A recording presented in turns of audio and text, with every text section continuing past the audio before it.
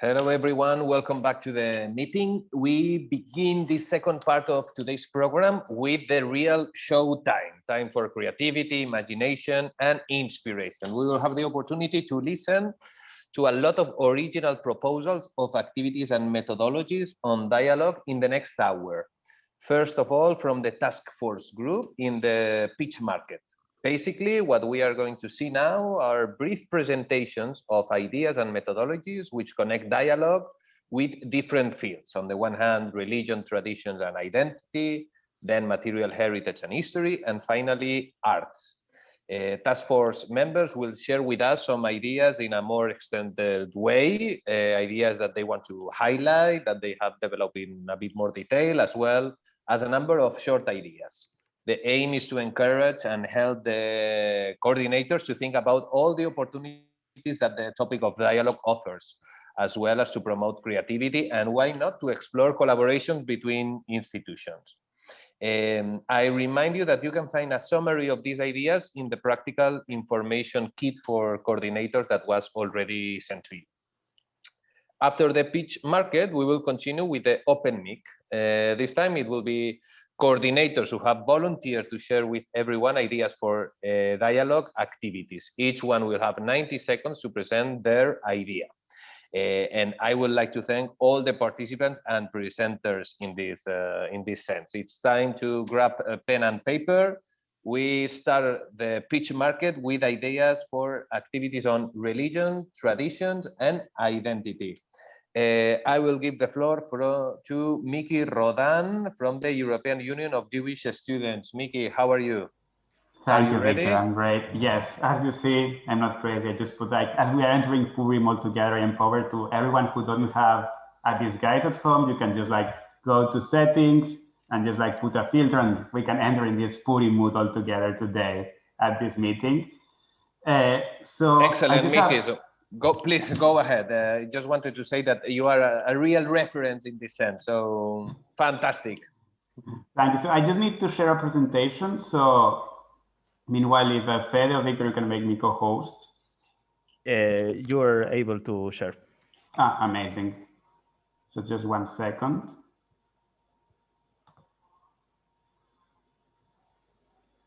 Okay.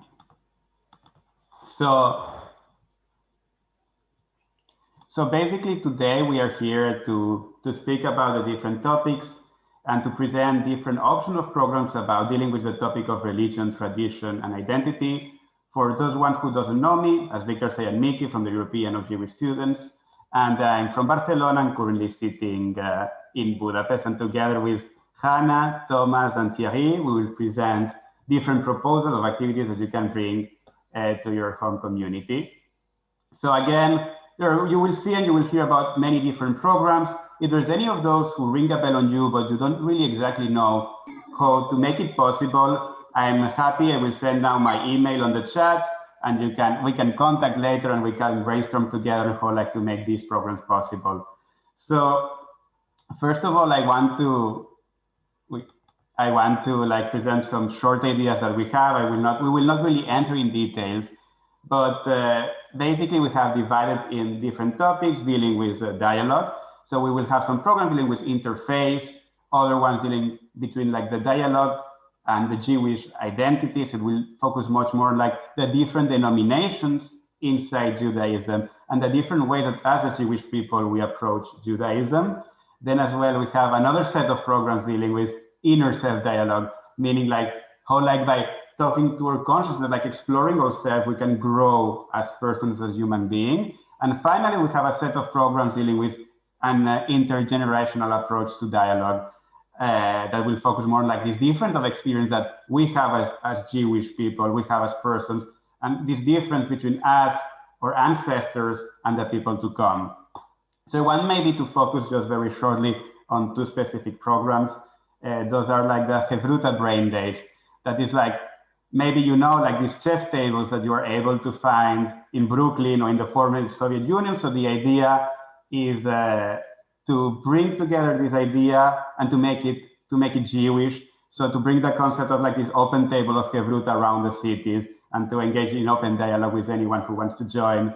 In the other hand, I want to present as well very shortly the topic of like the Jewish spiritual yoga. There will be a program that will take place in parks, public squares, wherever you envision it to happen, and that will mix Jewish textuality, the topics of Musar, and together with meditation and yoga to bring a very immersive Jewish experience that for sure will attract to a lot of different kind of people. So now jumping up to another program, and I want to deepen in a little bit more, is the idea of bringing together the Freedom Shabbat. So what's the Freedom Shabbat? So it will consist of a dialogue around Judaism and human rights. So the idea of this program is to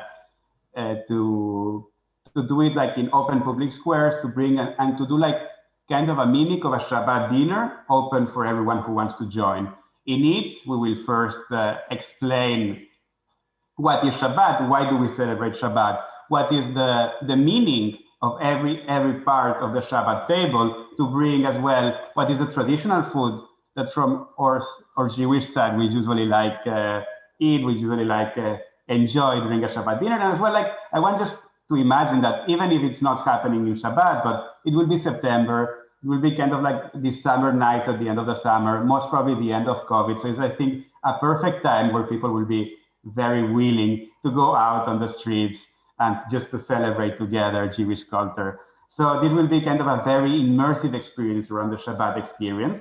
And the idea is like, once the people participating understand the meaning of Shabbat, then we can really deepen in the concept of like, through Advar Torah, by example, to make a connection between our Jewishness and the meaning of activism, how we can relate Judaism and activism, and as well, what's the Jewish vision in human rights, for example. So for that, you can find much more information on the booklet that you receive via email. We added as well a lot of different links that you can check, done by a lot of different organizations that have like engaged in this kind of programming in the past.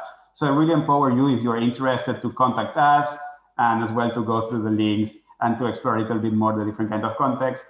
For sure, there is not kind of a single answer about what is the connection between Judaism and human rights, but for sure, here we are, like the dialogue will allow to explore and to bring a whole other dimension to it. So with that, I want to give the word to Hannah, who will continue explaining a few other programs.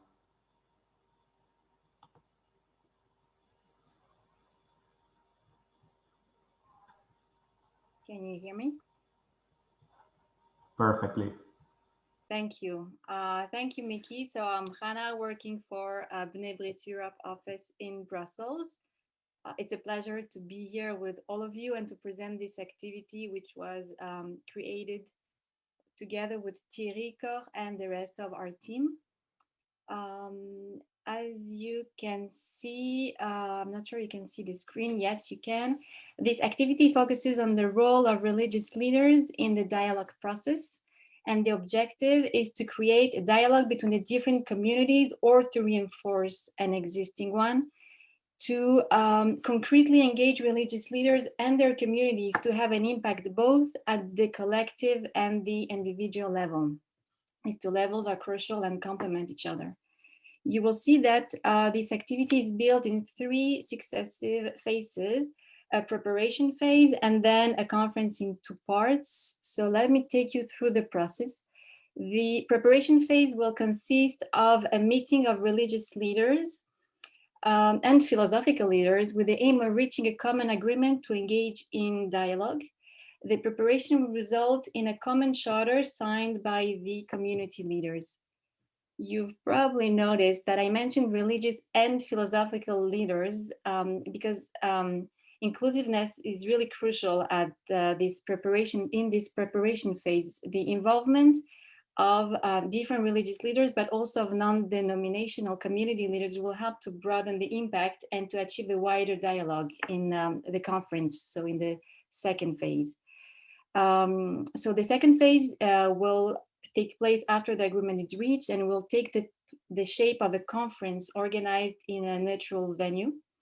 The neutral place is important, as you probably heard yesterday. It puts all participants at the same level of comfort. The conference will be divided in two parts. The first part will be a conference given by the community leaders, explaining their role in dialogue, presenting the agreements that they've reached during the preparation phase, and finally, to share constructive dialogue techniques with the crowd. And then the second part of the conference is dedicated to engaging participants. And this can be done in different ways. Participants can sign the agreement, but they can also take upon themselves a personal commitment, express it in writing, for example, and hang it on a wall or post it on a virtual wall. Their commitment could also be in the form of a clip. Each participant could be filmed saying one sentence of the agreement, and a clip could be created with a compilation of all these videos. Another idea would be that during the conference, a cartoonist could draw the interactions live, and this is an ideal animation to illustrate what speakers and participants say during the plenary. The idea is, as we understood, to share the achievement after the event with a wider audience. You'll find other creative ways to publicize the outcome of this activity in the folder, in the dossier that you received from AEPG. And as you've probably grasped the idea, it is to build a way through this activity to trigger a collective and an individual dynamic through a mental and an emotional process in a very concrete and visual manner. Thank you very much for listening. And as Mickey said, we are available to answer questions. We will make sure to provide our email addresses, and I'm passing the mic to Tommy. Thank you, Hannah. It really feels like a venture capital pitch market where we are, trying to fight for attention of our investors. So the two ideas that I'm going to present, none of them are crazy innovative. I think both of them are pretty much well known in the Jewish world. However, the idea we included it in the list because they are best practices in the sense of many of us already tried them and it worked very well for many of us. And I think one of the reasons why I was especially very keen on these two kind of facilitation methods or opportunities, because they can have an online version if things get too worse and some in-person gatherings won't be available in some of the countries also in the beginning of the fall. And also because they're very much aligned with the values of the European Days of Jewish Culture and the kind of message of dialogue that we want to, kind of highlight. So one of the ideas is the open Bet Midrash, which is just really on one legs. The idea is that we would work out together a source sheet based on Talmudic, Tanakhic, and even contemporary Jewish texts and sources in the field of dialogue, texts that are less known, and we would create opportunities for literally anyone who would want to study these texts together in a Chevruta setup to get together with a facilitator even in a public space and to learn these Jewish texts and discuss them and argue about them. And I think one of the reasons why it's so important, because I assume that for many of the people out there, Jews, non-Jews, both, the fact how much Jewish texts are accessible is less known. With other words, I think there is a bit of a fear to touch Jewish texts. Many people who are not raised in Jewish tradition, in Orthodox Jewish tradition, think that these texts are not there to argue about. And as a matter of fact, we want to claim with this activity that you can, in Judaism, you have the right to argue. And it's not, we are not being a dogmatic culture in the or tradition in the sense of, in a sense that we can challenge concepts and we can challenge the bottom lines of certain texts. And to encourage people to do that, it's a way to get closer to Jewish culture and to Jewish tradition and our 1,000-year-old Jewish texts. So it's extremely versatile. You can tailor-made the text, or you can choose a text tailor-made to the local needs and demands and interests. But I think dialogue is a great topic for that. You just need a big space and you need a talented and experienced facilitator who knows how to encourage people to argue in couples. You can, of course, add to the source sheet follow-up questions, and you can, you can make provocative interventions. It's really up to the facilitator style, but the bottom line is to get people together who would otherwise never necessarily want to tackle a Jewish text and get them to Havruta. So this is one, and the other idea we wanted to share is a method called the Living Library, which was used by the Council of Europe in a number of opportunities and events previously. And it's a very simple idea, and it's basically creating a human library where you can rent not books, but actual human beings who have a certain story or have a certain profile. And through that, you can create one-on-one interpersonal relations with Jewish people in the community who are otherwise not necessarily in the mainstream. Their voices are not necessarily being heard often. So if you want to create an opportunity, again, in any kind of space, it can be a synagogue, it can be a community center, it can be a museum, to talk about, an experience of a Jew of Sephardic or Mizrahi descent, or a Jew of with an LGBTQ plus Jewish voice, or a Jew with a certain denomination or background, and you want people to be able to talk to these people and have their experiences firsthand. That's a great tool. So the Living Library comes with a set of rules, because after all, we are not talking here about books, which are, as much as we love books, they are objects and humans are humans. So just to state the trivial, when you rent a book, a human being, you obviously have to treat it with respect and dignity. And of course, the person who is, a book in this setup knows that, that it's about him and it's about her, or it's about a personal story. So willing to share, but of course, you have to facilitate it in a dignified manner. So I guess I'm running out of time. So I just really want to wrap up and say that this Living Library method has a very detailed, explained guideline, how to organize it, how to put it together, what to watch out for, what to pay extra attention to. It's online. I can also send you the details or the PDF of the description of the activity. It's also downloadable. So it's out there, and I think it's a great way to bring people closer to Jewish tradition. And you, as an organizer, always curate the library in a way that you feel fit to the occasion. So it's extremely versatile, just as the Open Maze Midrash. So thank you. I guess that was our little intervention with Hannah and Mickey and Thierry. So thank you for your attention. And I'm also going to put my email in the chat box, so you can reach out anytime you feel like. Thank you. Tommy, thank you very much. Tommy, Hannah, Mickey, wonderful presentations, and I got the feeling that I want to invest in your activity. So I think that it was a very successful pitch.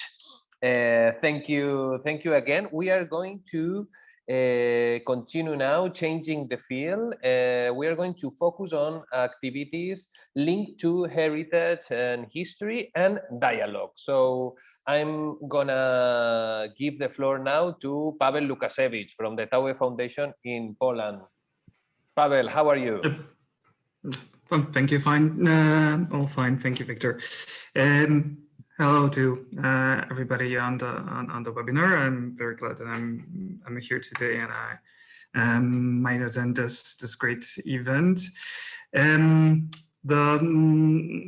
activity that we want to suggest and propose in this section is based on the experience of the institution that I represent, which is the Taube Center, based in Warsaw, Poland.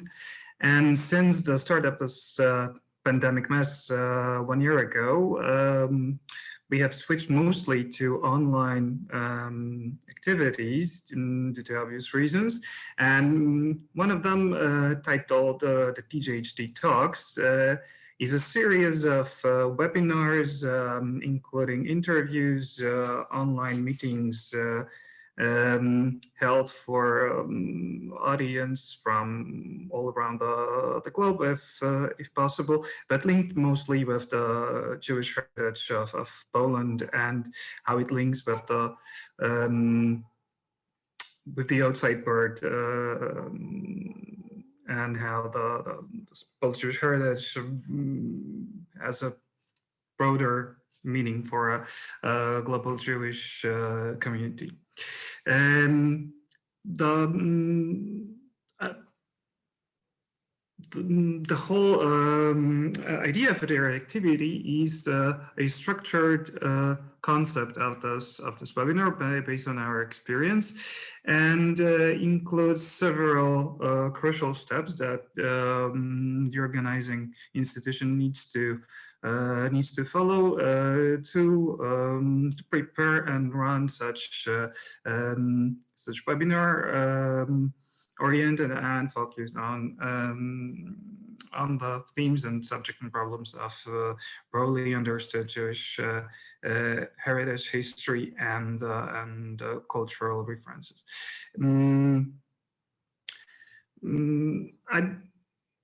To follow this path, the steps are described in the materials that are prepared and sent to all the participants by the organizing institution, and there you can find this very schedule of things that need to be prepared to organize such as event. But I want to elaborate on several crucial issues here. So this proposal of a pre-constructed webinar includes, of course, choosing of a venue, so online platform like Zoom, YouTube, Teams, etc., depending on the preference of the organizer. Same for the materials. They are depending mostly on the topic and subject. The number of participants is open and could be as large as this online platform allows the organizer to have. While the very essence of the webinar should start with the consideration and assertion of the topic and related themes that want to be touched during the webinar. From our experience, we suggest that it should be narrowed to a certain degree, so it could focus on a chosen subject without letting discussion, this dialogue, to get too chaotic, and that the subject could be covered within the given amount of time, which from our experience should be no longer than 1 hour, including split of the time for a short presentation up to 5 minutes long, then discussion between invited guests, and followed by a short Q&A session at the end, and all should fit within this frame of 45 minutes to 1 hour. Of course, the very first step is to choose the topic, which in case of our general theme is could reflect on material Jewish heritage, and let's say the issue, I'm just basing on our Polish experience, for example, how to preserve synagogues in the countryside, or such something which is not very material, like the issues of anti-Semitism in the general society, and how they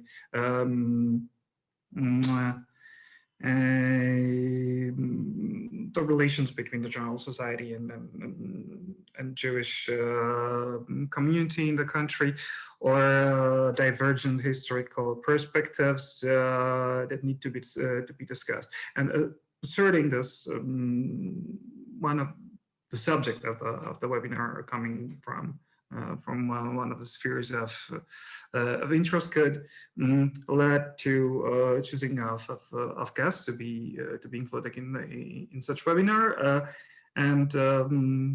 Again, from our experience, I dare to say that the number should be quite low. So inviting 2 to 4 guests is much better than having a large number of invited guests who in turn would not have the necessary amount of time to easily express their points of view.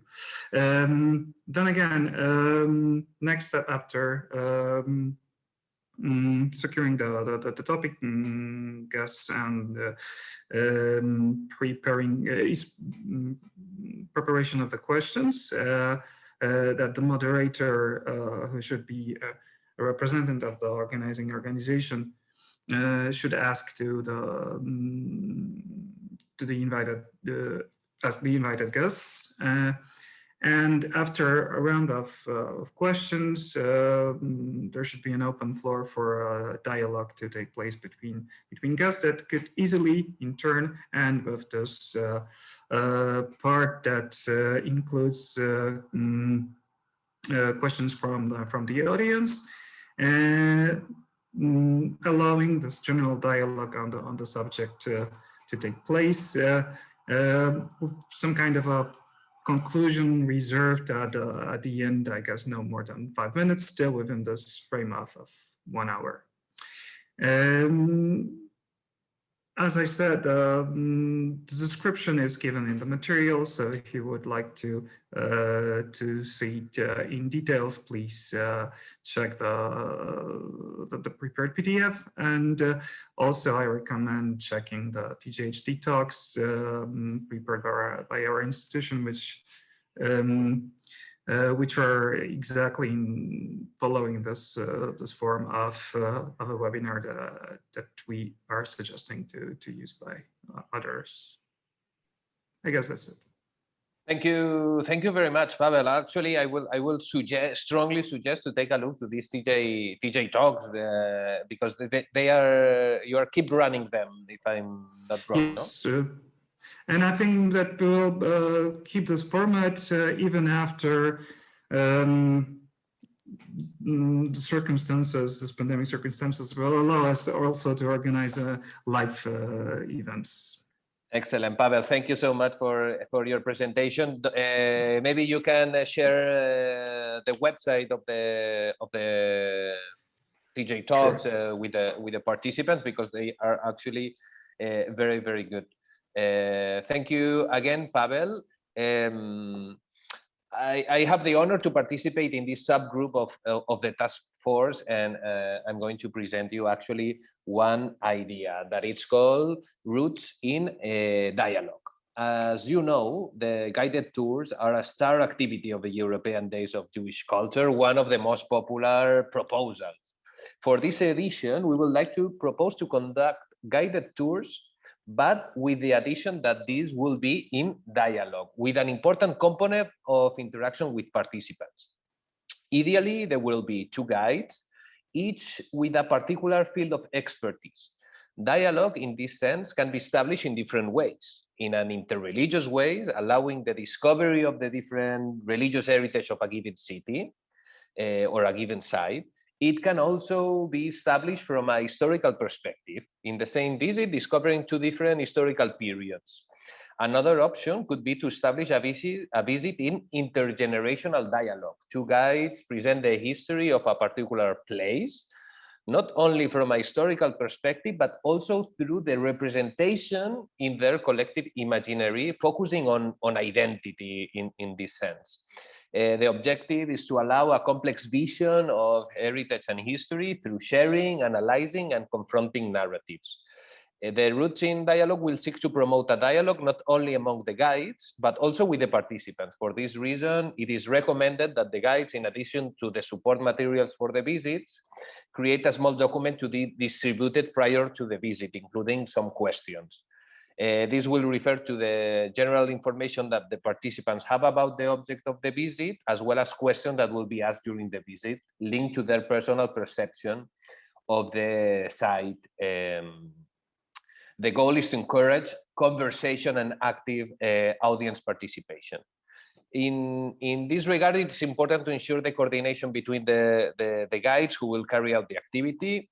It will be their task to define the itinerary with its different stops, as well as the scope of the visit, including those aspects that they want to pay special attention to, such as historical or religious or cultural aspects. No? In this preliminary work, the guides can agree on the questions to be asked to the participants, as well as the timing of the activity. And the object of this activity is not to carry out 2 guided tours together, but rather a single tour in dialogue. We take as reference the interfaith guided tour conducted by the Salam Shalom initiative in Barcelona, and I had the opportunity to participate, and the experience was very, very enriching. In this visit, 2 guides, one specialized in Jewish heritage and the other it was a journalist and Muslim activist. They share not only a historical overview of the Muslim and Jewish presence in the city, but also focus on the existing narratives about the city.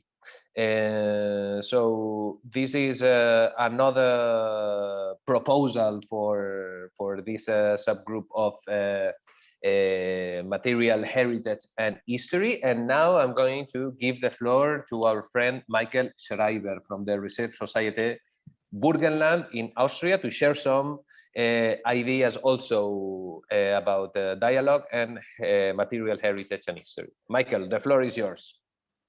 Thank you, Victor. As you can see in the brochure for practical information, and as already mentioned, in addition to the more detailed and elaborated proposals for these events that take place within the framework of the European Days of Jewish Culture, there's also a catalog of possible events that can be adopted individually for the respective region you are in. Because of the current situation around COVID-19, it was very important here that the idea can also take place both as a face-to-face event and as an online event, depending on your specific local situation. The first idea I want to share is something that Victor just mentioned, the classic among these events that will be just presented on the surface without going too much into detail, is a guided tour, or better, as we've heard yesterday in Marta Simo's remarks, commented tours through communities or former communities. This can easily take place both on-site and online. It is good if you as a guide are fit enough for the commented tour to be able to respond to the individual interest of the group and to be thematically flexible so that you can start dialogue. Other classics are public lectures, readings, interviews, and presentations on specific topics that stimulate dialogue with and in between the audience.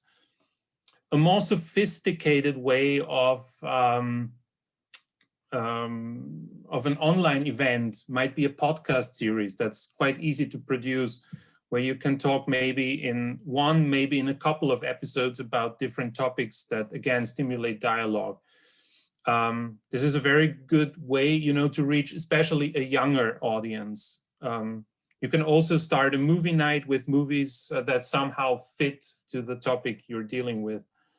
A more sophisticated way to reach an audience with a face-to-face event might be a riding tour through a specific area, for example, by bus. Or if you are holding several events in a specific area, you can arrange a bus, to enable the audience to reach every single one of them. If you're preferring outdoor activities that are also doable in times of a pandemic, you can start a scavenger hunt, which everyone can attend in any time and in their own pace. That's also a good idea to get to know a specific area. The same goes, for example, for a hiking day you can organize within, the framework of the European Days of Jewish Culture. The last idea I want to share with you is a roundtable discussion. The idea behind that is that you have, in its smallest version, 2 blocks, but 3 tables with 3 different narrators. So the audience can choose which roundtable discussion they want to join in the first and which one to join in the second setup. And finally, which of these 3 setups they don't want to join.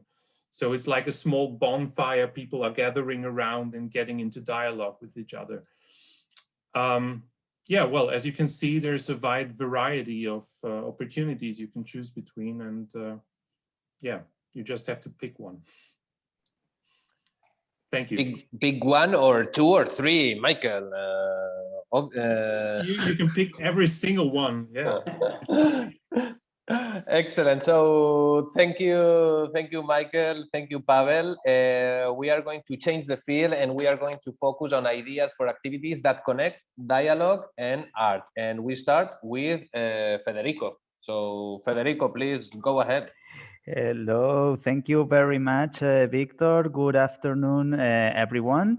In the field of arts, I would like to introduce you to an activity that uses photojournalistic material to generate a dialogue about what the other person's point of view is and how we can accept that point of view.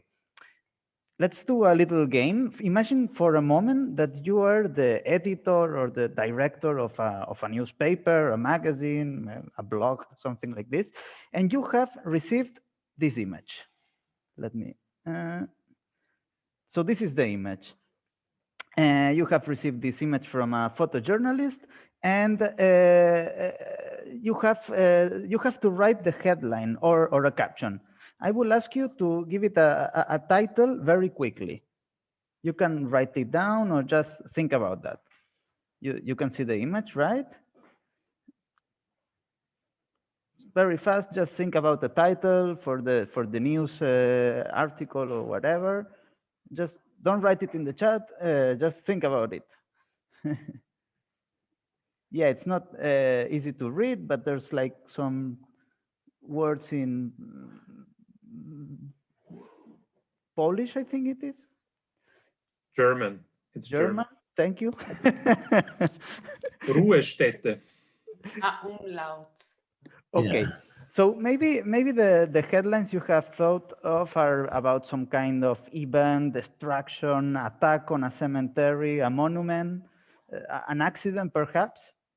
Well, so pay attention because Jacob Mojejko is the photographer of this picture, has just sent us another photo because it seems that the first one was wrong.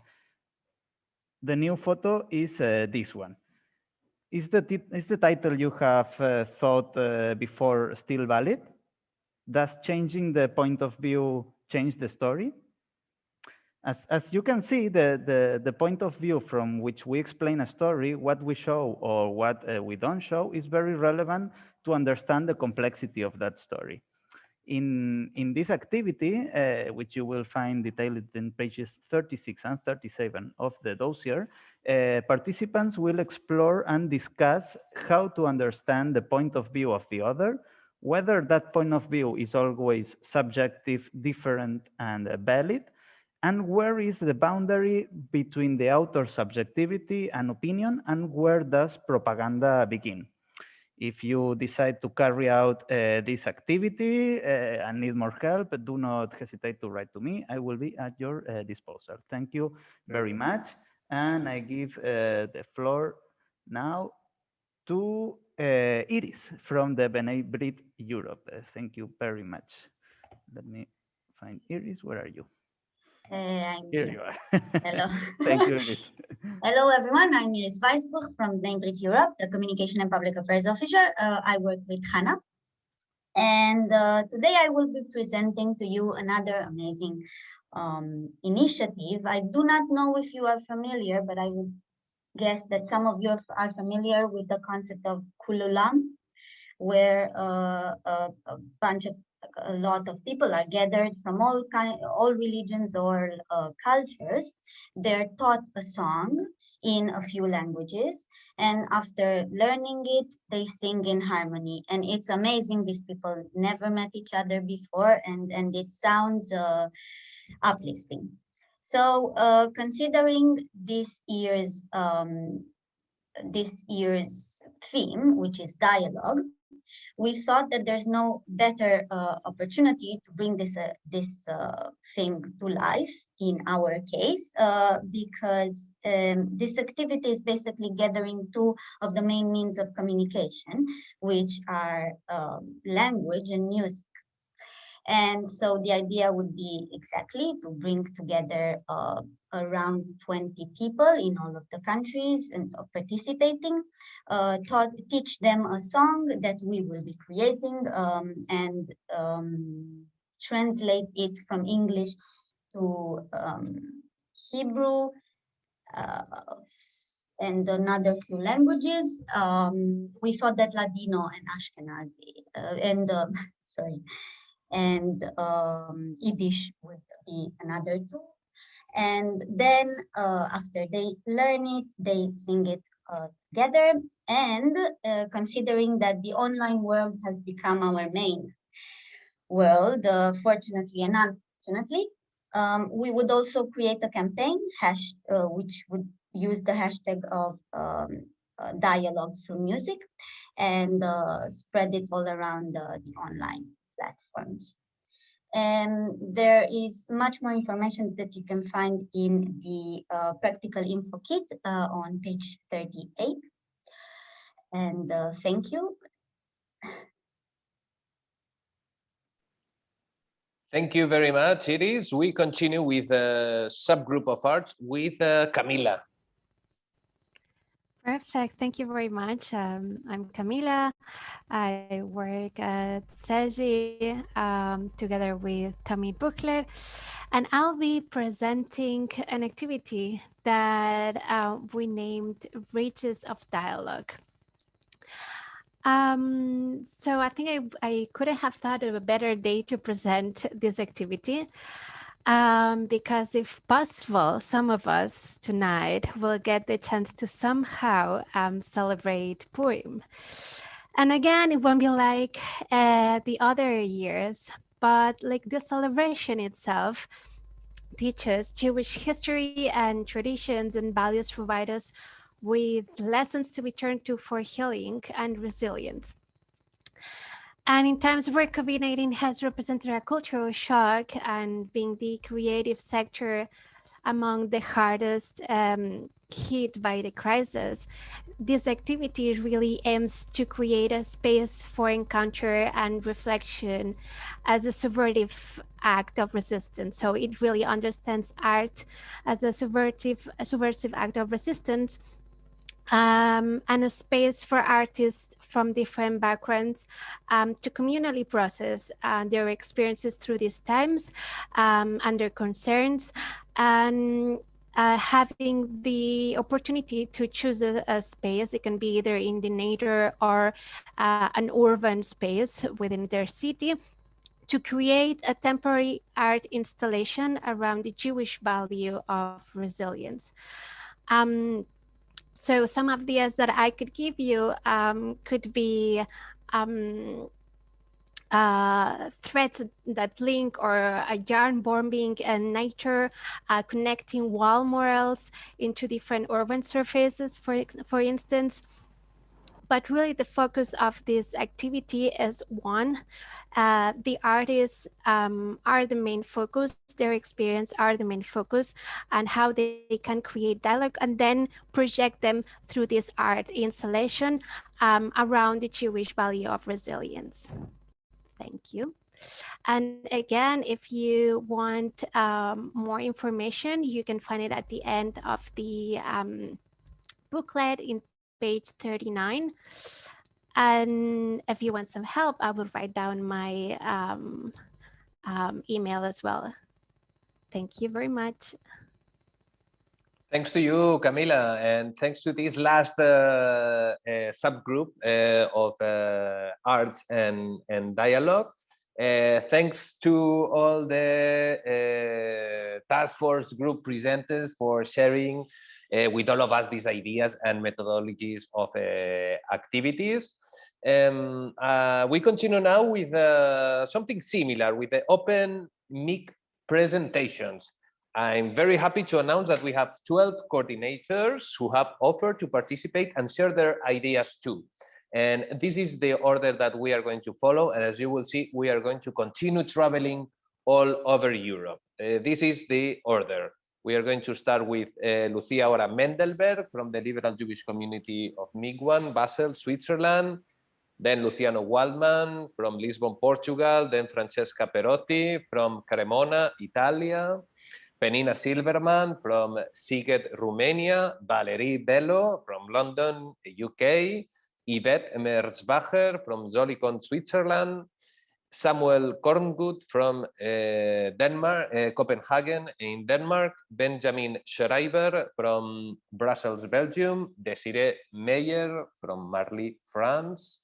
Jennifer Berson from Coventry, UK. Anna Di Castro from Siena, Italy, and Dovrat Meron and Elon Baker from Venice, Italy. As you can see, a fantastic lineup. The rules for the open mic are pretty simple. Each coordinator has 90 seconds to share one idea, one methodology on dialogue. In Federico's screen, you have the stopwatch, so you can see how much time you have left for your presentation. So I think that if we have Lucia Ora Mendelberg ready, I will give you the floor, Lucia. And thanks for being with us. Thank you very much to you.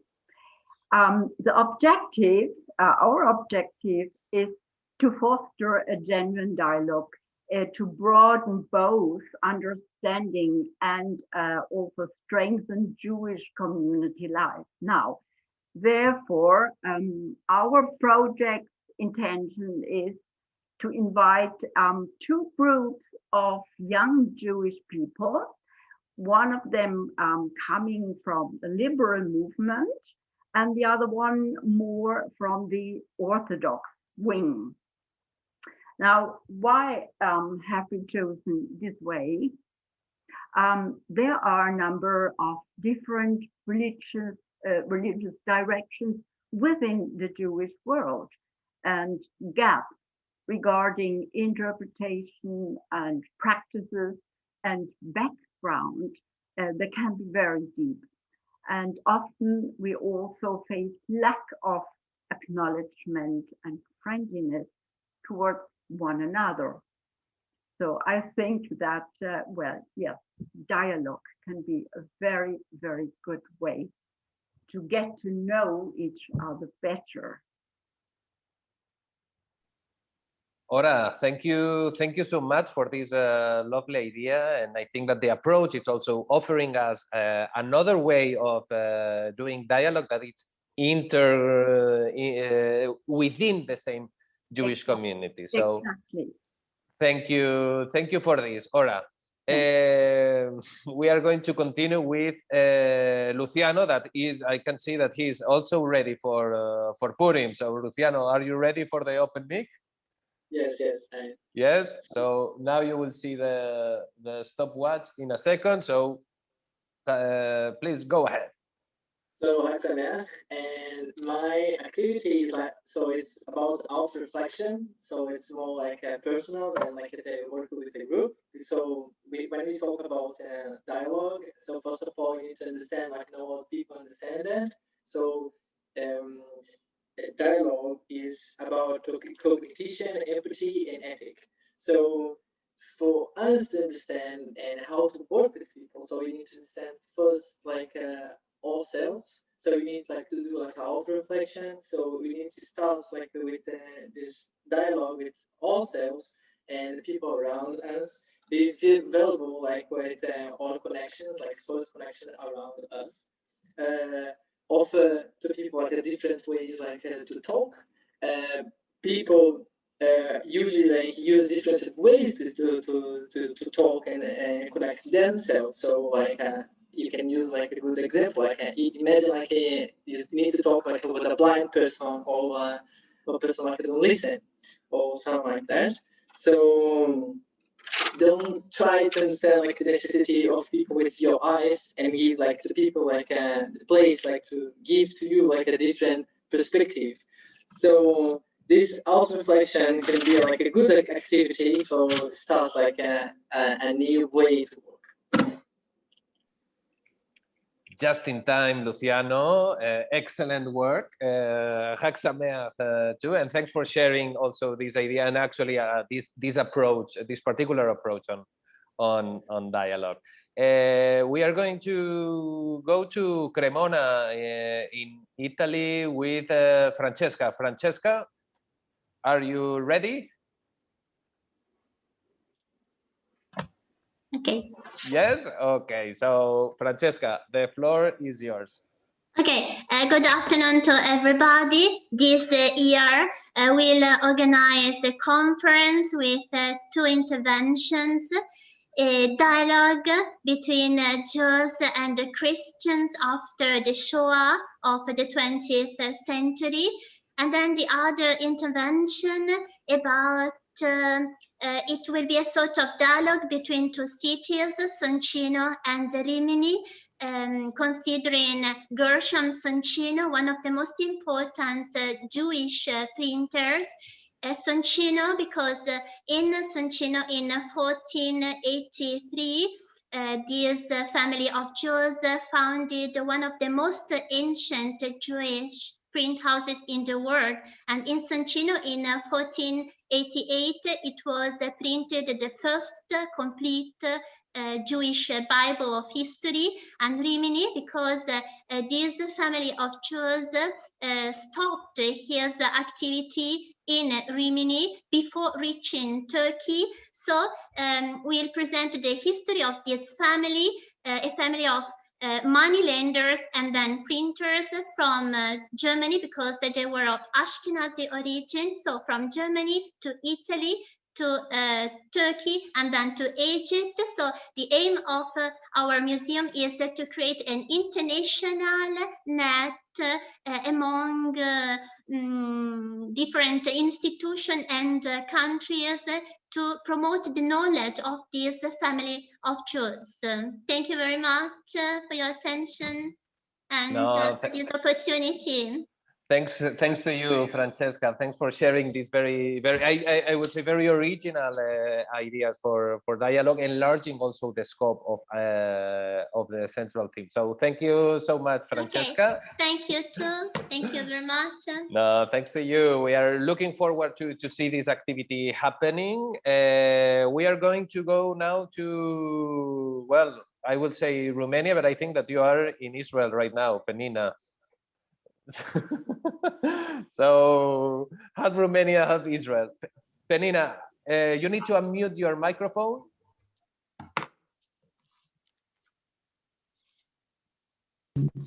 Here we are. Happy Purim. Excellent.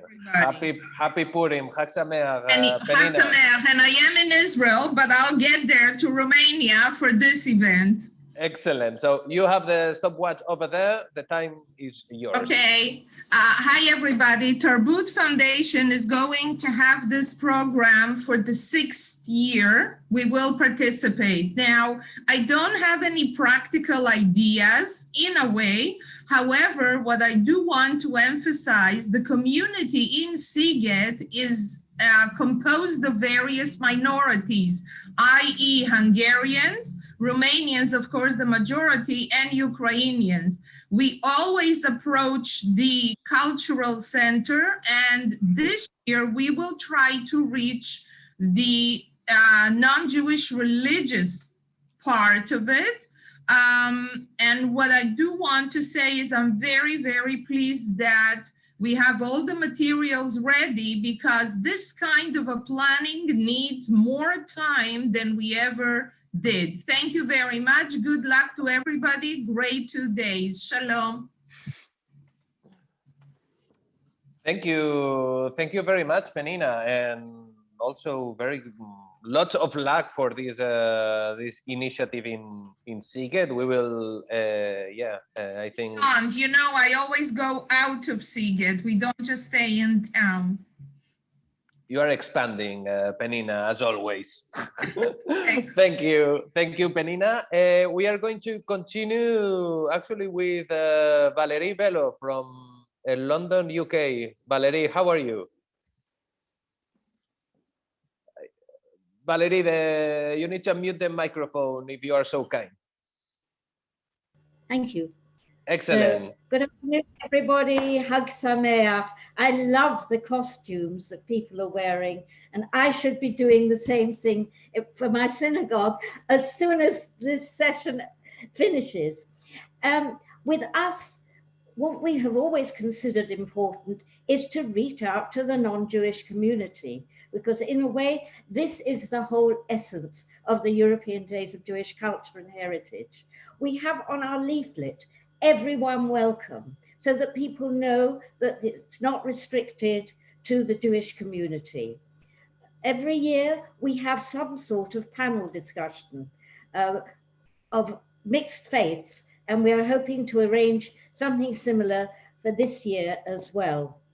We reach out to the non-Jewish organizations. We actually target them personally and individually so that they know what is going on. And in fact, for us, publicity is very important. So we advertise in Jewish cultural magazines, we go onto social media, and we generally publicize what we are doing throughout the community, because we have events right from the north of Scotland to the south of England to Cornwall. And so we try to establish dialogue in a way throughout the country. And I mentioned yesterday that in Sukkot, during Sukkot, we also open our synagogues and institutions to non-Jewish people to come in and to learn about Judaism and Jewishness, which Marta mentioned earlier this afternoon. We are also, which is very important, part of our National Heritage Open Days. And we find in our regions that we have enormous attendances when the synagogues in small places where there are no longer large Jewish communities, people actually flock in their hundreds to come and see the remnants of the Jewish communities that used to be there. So we find that by doing this, we do establish goodwill amongst local communities, and also in London, of course, and really throughout the country. So we have tried to do this ever since the inception of Heritage Days 21 years ago. So we hope that the results will be similar this year, although we are preparing to go digital, but if we are released from our restrictions, we hope to arrange physical events as well. And of course, the presence of non-Jewish people there will be very important. So everyone, have a wonderful time this evening and tomorrow during Purim. Thank you. Thank you very much, Valerie. Thank you very much. And actually, well, that was, I must confess, that was a bit more of 1.5 minutes, but Valerie, you are past, present, and future of the European Days in the UK. So you can have this small indulgence. So thank you. Well, it had to be done in 90 seconds. Thank you, Valerie. We are going to continue with Yvette from Switzerland. Yvette, you have in 1 second the stopwatch ready. So, floor is yours, Yvette. The idea I propose is an open dialogue workshop for youth to understand personal identities and Jewish background. Here, they share personal opinions about their own Jewish identity. Through open heart discussions, young people have the unique opportunity to exchange in a safe space their feelings of belonging, learn more about how others feel about their Jewish identity, and discover how they identify themselves with Judaism. So how do we do it? by answering essential questions like, who am I? What makes you Jewish? What means to be part of the Jewish people? 24 participants and 1 moderator sit in a circle for about 2 hours and share experiences and backgrounds. During the introductory round, the participants reflect in what identifies me and what comes first to your mind when I say the word identity, like we did yesterday with Larissa. Part 2 goes deeper and focuses on feelings of belonging to their country and how they live their Judaism every day. Each participant brings an item and explains in the group how it connects to Judaism. The discussion continues focusing on questions like, to be Jewish is more than just saying I'm Jewish because my mother is Jewish. What makes you Jewish? How do you define yourself to non-Jews? How do you live your Judaism in every day? And how do people around you respond when you say that you are Jewish? Of course, every moderator can adjust these questions. The meeting ends with personal questions within the group. The same program can be done via Zoom with youth living in different countries or even in different cities within a country. Exploring the questions, how do you live Judaism in your country or city? And how is it different in my country than in yours?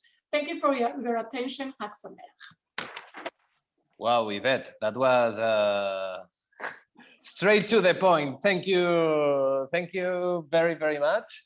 We are going to continue now with Benjamin Schreiber from Belgium, but we are looking for him in the room, but we cannot find it. So I think that we are going to jump to the next one.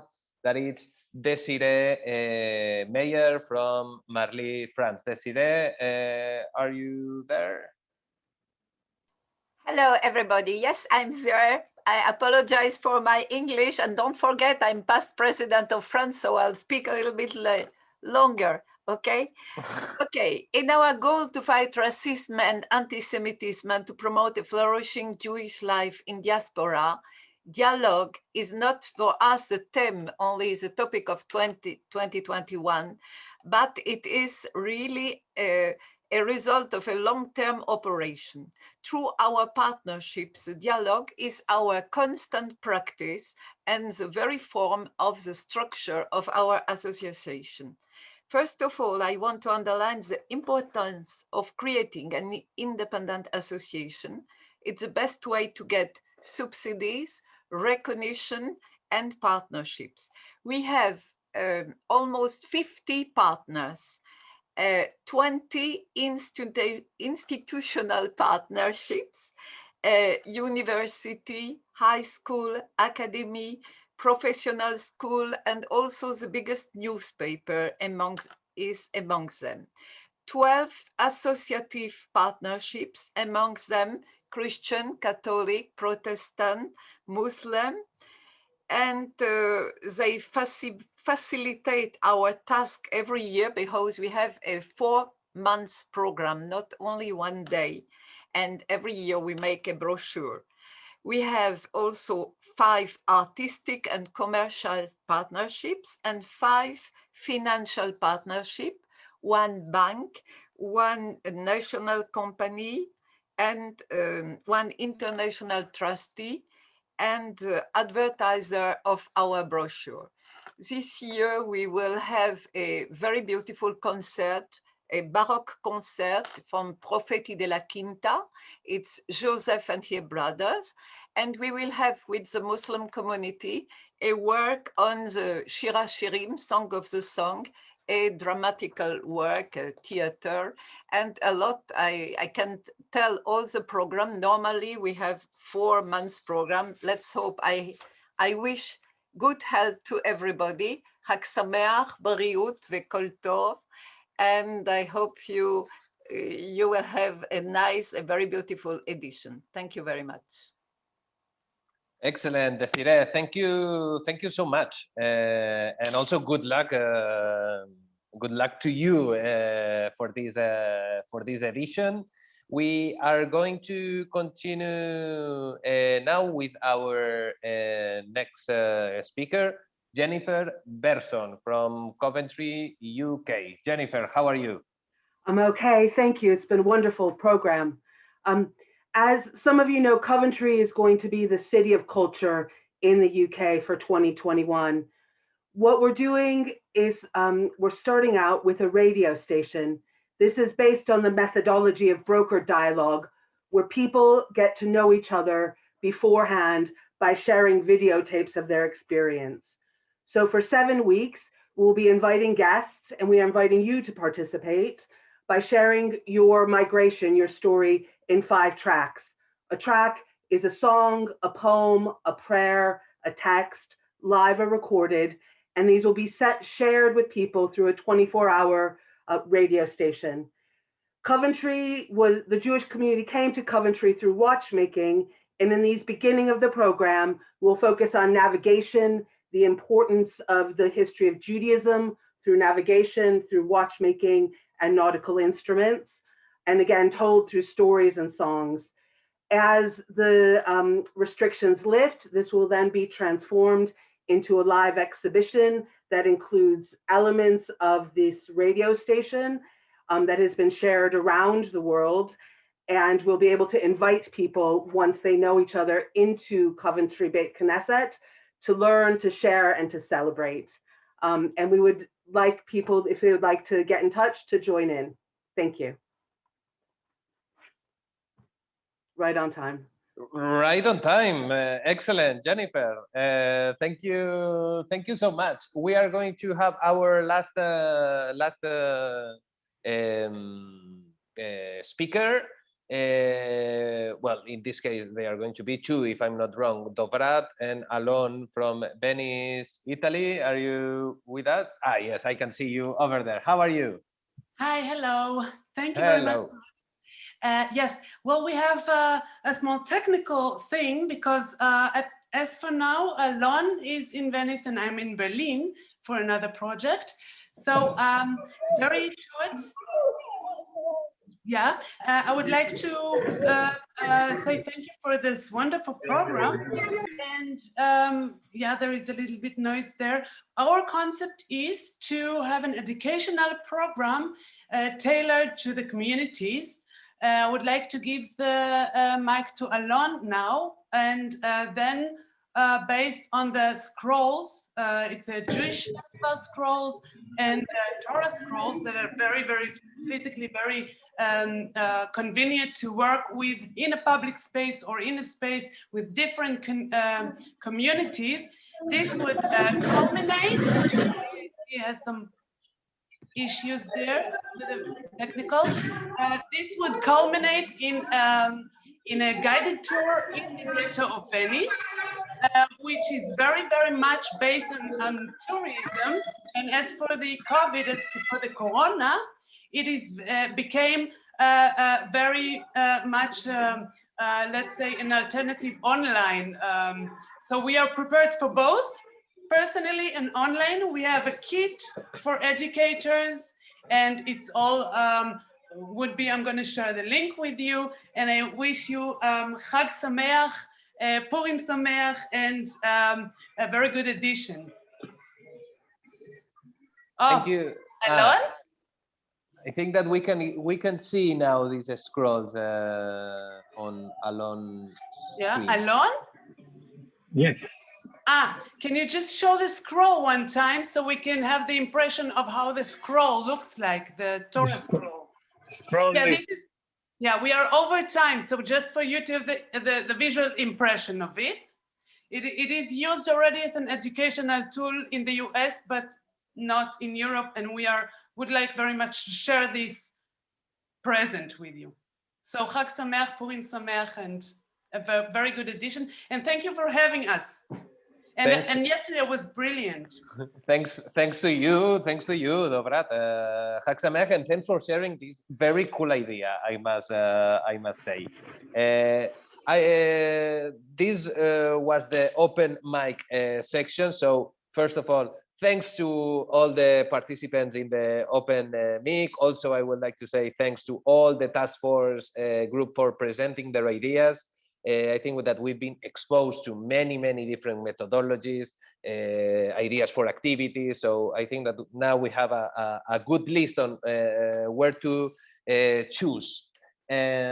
Also, don't hesitate to send us more ideas because during this next month, we are going also to share it through mailings to all the all the coordinators. So the idea is that this is going to be a kind of wheel that is going to be present during this next month.